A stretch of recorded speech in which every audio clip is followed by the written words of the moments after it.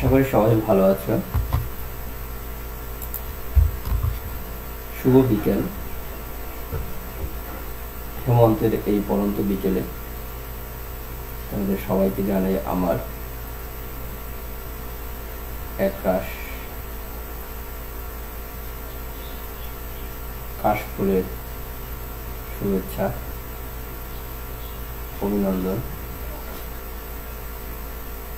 করোনার এই বৈশ্বিক সংকটে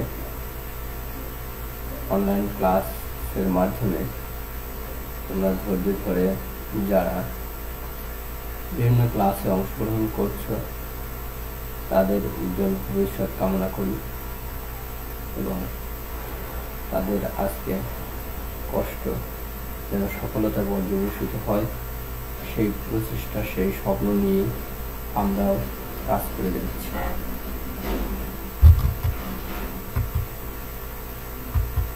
আমি অজয় কৃষ্ণ গোমস্তান, সরকারি শিক্ষক, নিয়মিত আদর্শ সরকারি প্রাথমিক বিদ্যালয়, বাকেরগঞ্জ, বরিশাল। তো তোমরা ইতিমধ্যেই অনেকগুলো ক্লাসে অংশগ্রহণ করেছো এবং এই পেজে উত্তরোত্তর পরিবর্তনশীল চিন্তা চেতনার ধারায় অগ্রসরমান হচ্ছে। যারা কলা কৌশলী আছেন তাদের প্রতি আমি কৃতজ্ঞ আমাকে ক্লাসের সুযোগ দেওয়ার জন্য।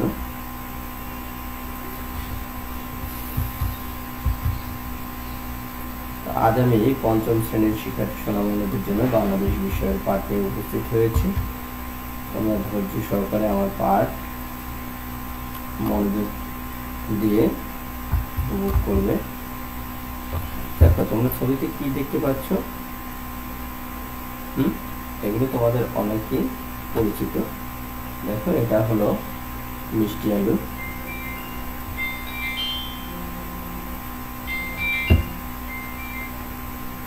এটা হলো সরিষা, এটা কি চীনা বাদাম, কাজু বাদাম, পেঁয়াজ, রসুন, আদা, মরিচ।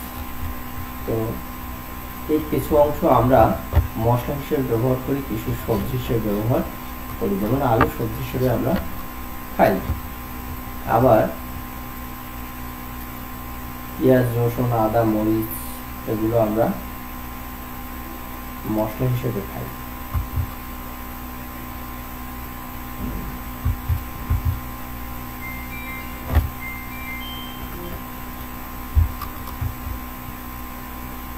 তো এসো আমরা একটি গান শুনবো। এখন একটি আমরা গান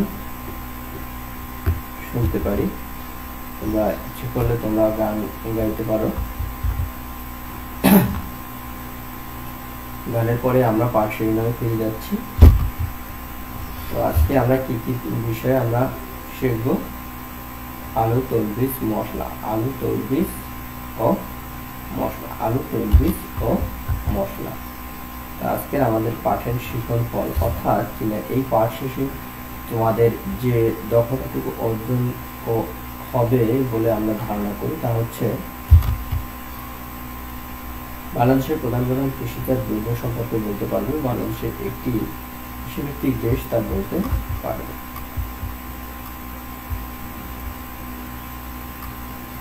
গোল আলু, মিষ্টি আলু,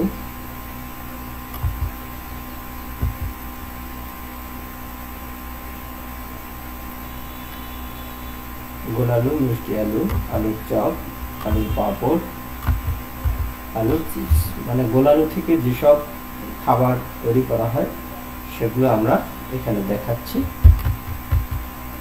এবারে দেখো এটা হলো কি হলুদ রং, তখনই আমরা বুঝতে পারি যে এটা একটি সরিষা ক্ষেত। তো এটা হলো সরিষা, তারপরে এটা কি বাদাম, আর এটা হলো তিসি। এই হলো সরিষা, সরিষার সাথে তেল। এই হলো বাদাম, বাদামের সাথে তেল।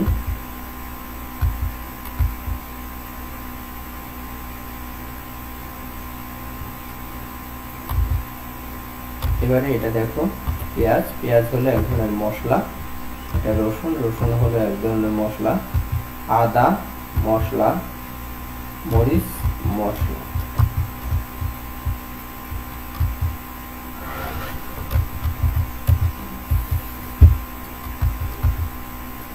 এবারে আমরা পাঠ্য বইয়ের সাথে সংযোগ নেব। তোমাদের যার যার হাতের কাছে পাঠ্য বই রয়েছে তারা একটু করো, বইটি বের করো এবং একটু পড়ার চেষ্টা করো।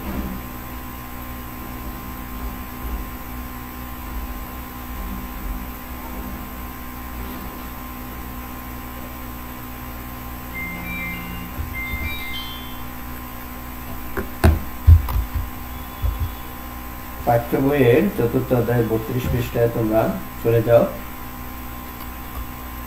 এবারে সবাই একটু মনোযোগ দিয়ে পড়ো। আলু দিয়ে তৈরি 3টি খাবারের নাম লিখো। তৈল বানানো হয় এমন 3টি তৈলবীজ শস্যের নাম লিখো। দেখো, আলু দিয়ে তৈরি 3টি খাবারের নাম হলো চিপস,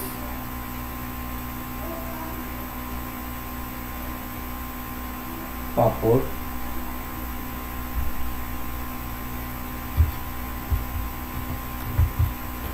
তৈল বানানো হয় এমন 3টি তৈলবীজের নাম তিল, তিসি, বাদাম, তারপরে নারকেল, সরিষা।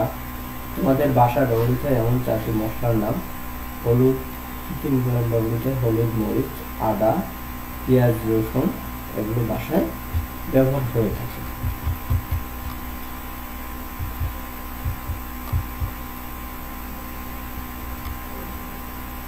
কোন মাটিতে আলু ভালো হয়? দেখো, বেলে মাটিতে আলু ভালো হয়। আলুর কোন অংশটি খাদ্য হিসাবে আমরা গ্রহণ করি?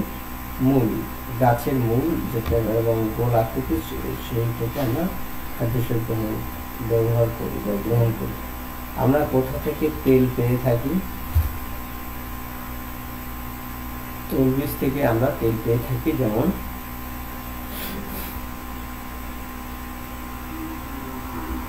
তিল, তিসি, বাদাম, নারকেল, সরিষা। খাবারকে সুস্বাদু করতে আমরা কি ব্যবহার করি? মশলা ব্যবহার করি। এবারে তোমাদের বাড়ির কাজ। দেখো, খুব সুন্দর একটি বাড়ি। এই বাড়িটা হলো স্বপ্নের একটি বাড়ি। এরকম একটা বাড়ি হলে অনেক কিছুই প্রয়োজন হয় না, মনের চাহিদা এখানে থেকে বা রাত কাটিয়ে সমাধান হয়ে যায়। সবারই স্বপ্ন থাকে অনেক বড় কিছু করা, বড় কিছু হওয়া। সেই দিক থেকে একটা স্বপ্নের বাড়ি। আশা করি তোমরা সবাই ব্যক্তিগতভাবে এভাবে একটি বাড়ির মালিক হও। তো এর জন্য কি করতে হবে? ভালোভাবে পড়াশোনা করতে হবে, মা বাবার কথা, শিক্ষকদের কথা মনোযোগ দিয়ে শুনতে হবে, তাহলে এটা উত্তরাধিকারী হওয়া সম্ভব। তো সে যাই হোক, এখন আমরা বাড়ির কাজ করবো। বাড়িতে তোমরা কি করবে? কৃষি পণ্য হিসেবে আলু, তৈলবীজ ও মশলার গুরুত্ব বর্ণনা করো। কৃষি পণ্য হিসেবে আলু কি গুরুত্ব রয়েছে? যেমন আলু সবজি হিসেবে আমরা খাই। আলু থেকে পাঁপড় বানানো হয়, চিপস বানানো হয়। তারপর আলু বিদেশে যদি আমরা বেশি উৎপাদন করতে পারি, বিদেশে রপ্তানিও হতে পারে, এটা সম্ভাবনা একটি ফসল। আর তৈলবীজ তিল, তিসি আর সরিষা। মশলার গুরুত্ব, মশলা আমাদের খাবারকে সুস্বাদু করে, জন্য আমাদের মশলা খুবই প্রয়োজন।